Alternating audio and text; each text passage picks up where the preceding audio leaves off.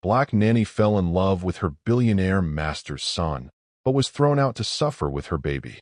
They say love knows no boundaries. Not color, not class, not wealth. But in California, one woman learned that some hearts are still chained by prejudice. This is the story of Vanessa Carter, a young black woman who worked as a nanny in one of Los Angeles' richest families, the Whitmores. She entered their mansion to care for their children, not to fall in love. But fate had other plans. What began as late-night talks in the quiet kitchen between Vanessa and Daniel Whitmore, the billionaire's only son, soon grew into something neither could deny. She gave him honesty. He gave her dreams. For the first time, she felt seen, not as a servant, but as a woman worth loving. But love is dangerous when it crosses class lines. And in a world where family names carry more weight than feelings, Vanessa's heart was walking on a tightrope above fire. Because when she found out she was pregnant, the fairy tale shattered. The same family she served, the same people she cared for, turned against her. And one cold evening, as the sky turned gray over Brentwood, she faced the cruelest betrayal of all. "Vanessa, I asked for lemon water, not tap."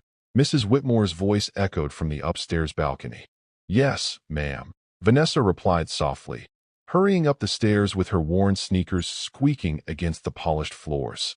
It was her third week working at the Whitmore estate, a home so big it could fit her entire old neighborhood inside. She cleaned, cooked, and cared for their twin girls with quiet grace. But behind that calm smile was a young woman fighting to rebuild her life after her mother's passing. Every morning, she took the early bus from her tiny studio apartment in South Central to Brentwood, watching the rich drive past in cars that cost more than she'd ever earn. Still, she believed hard work would change her story. Then came him, Daniel Whitmore, the family's only son. He wasn't like his parents. He greeted her, helped her carry groceries, and once joked, "You make this place feel human." Vanessa laughed awkwardly, unsure how to respond. No one in that house had ever spoken to her that kindly.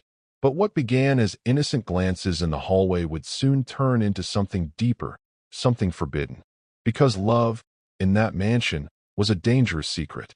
The house was always silent after midnight, except for the soft hum of the refrigerator and the clicking of Vanessa's mop on the kitchen floor. She liked those hours. No shouting, no orders, no judgment, just peace.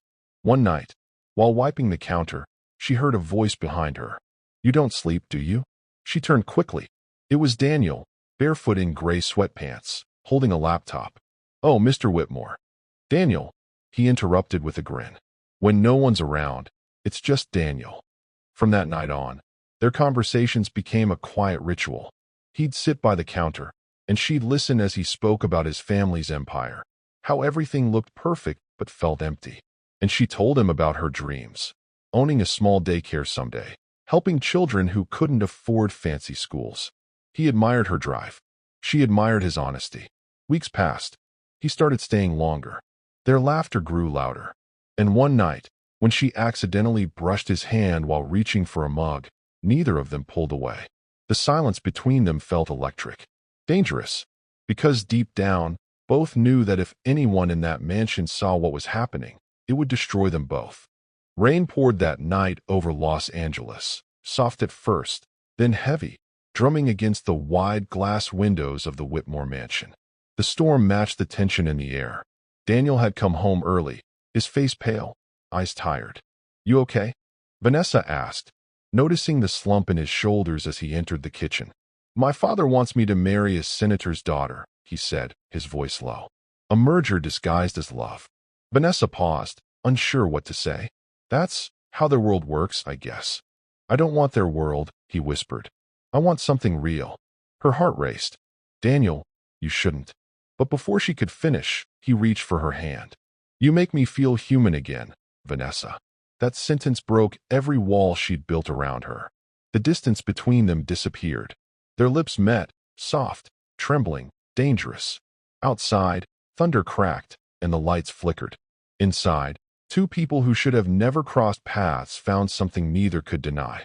When dawn broke, they sat in silence, both knowing what had happened couldn't be undone. For the first time, Vanessa wasn't the nanny. She was the woman Daniel Whitmore loved. But the world would never forgive that love. Days turned into weeks, and the mansion carried whispers only two hearts could hear. Vanessa moved carefully now, softer steps, quieter breaths. Every stolen glance with Daniel was a risk, every smile a secret. He'd sneak down late at night, sometimes with takeout from her favorite diner. One day, "I'll take you somewhere no one can judge us," he'd promise. And she'd laugh, pretending to believe it. But real life wasn't kind to dreamers like them. Mrs. Whitmore had started noticing. "You've been distracted lately," she told Vanessa one morning, her tone sharp. "And my son's been hanging around the kitchen too much." Vanessa swallowed hard, her heart thudding. I'll focus better, ma'am." She thought she'd hidden it well, until the day her morning sickness began. The realization hit her like a wave. She was carrying Daniel's child. Their love now had a heartbeat. She wanted to tell him, but how do you share joy that could destroy you? When she finally did, his hands trembled as he held her. "We'll figure it out. I'll protect you." But behind his words lingered fear. Fear of what his family would do when they found out. And deep down, Vanessa already knew storms were coming. The truth always finds its way out. And in the Whitmore mansion, secrets never stayed buried for long. It was Mrs. Whitmore who discovered it first. A doctor's bill left on the kitchen counter. Vanessa's name. A prenatal appointment. That evening, Daniel walked into the living room to find his parents waiting. His mother's eyes were blazing, his father's tone cold as glass. "Tell me it's not true," Mr. Whitmore demanded. "Tell me that girl isn't carrying your child." Daniel didn't answer. His silence was enough. "You've disgraced this family," his father snapped. "Do you know what this will do to our reputation? A Whitmore heir from the help? From her." Vanessa stood outside the door, trembling as she heard every word. Each insult was a knife, carving her heart open. Mrs. Whitmore's voice rose next, sharp, cruel, final. "You end this nonsense now, or you'll lose everything. The company, the trust, your name." Daniel looked torn, trapped between the woman he loved and the world that owned him. That night, Vanessa packed her few belongings. Her tears fell quietly onto the floor she'd mopped 100 times. She whispered, "They can take everything from me, but not my child." The sky over Brentwood was gray that morning, the kind of gray that feels heavy, final. Vanessa stood by the tall iron gates of the Whitmore mansion, her suitcase at her feet, her eyes red from sleepless nights. Mrs. Whitmore didn't come out herself. She sent the driver instead, holding an envelope. "From Mr. Whitmore," he said coldly. "They said this should be enough to get you started." Vanessa opened it, a check. A few $1,000s to erase a life, a love, a child. She pushed it back. "Tell them I don't want their money." The driver didn't respond. The gates closed behind her with a metallic thud that sounded like the end of everything. Daniel hadn't come. Not a call, not a message. Only silence. She didn't know his father had sent him away to London that same morning, under threat of disinheritance. Vanessa walked down the hill, one hand on her belly, whispering, "You'll never be ashamed of who you are." By nightfall, she was back in South Central. No mansion, no car, no safety. Just a small rented room with peeling paint and a life growing inside her. Her love story had ended, but her fight was just beginning. The years that followed were the kind that build or break a person. For Vanessa, they built her, painfully, brick by brick. She gave birth in a county hospital, alone except for a kind nurse who held her hand. When she looked at her baby boy for the first time, she whispered, "Eli, your name means strength. You will never bow to the world that rejected us." Life in South Central was cruel. Rent was late more often than paid. The nights were cold. The fridge was sometimes empty. She worked double shifts, cleaning offices by day, waiting tables at a diner by night.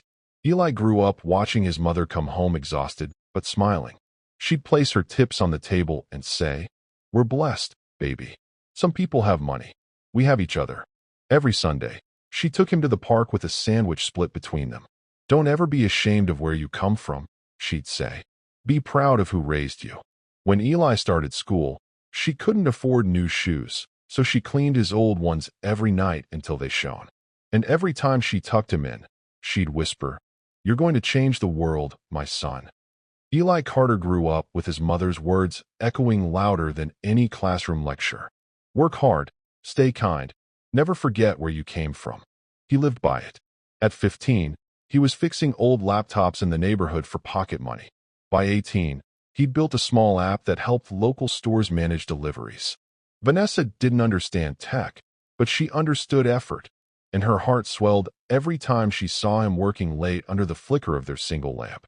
He earned a scholarship to UCLA, majoring in computer science. When he called home crying after his first coding exam, Vanessa just said, "You don't quit, Eli. You were born from struggle. Success is your birthright." Years passed, and her words became prophecy.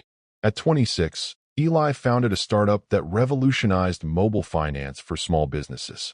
Investors laughed at first, until his idea went viral. Within 3 years, he became one of California's youngest self-made millionaires. Every interview he gave, every stage he stood on, he ended with the same line: "My mother is the reason I never gave up. She gave me everything when she had nothing." But destiny wasn't finished. The name Whitmore would return and reopen old wounds. It happened one bright Los Angeles morning. Eli was preparing for a live TV interview when his assistant walked in.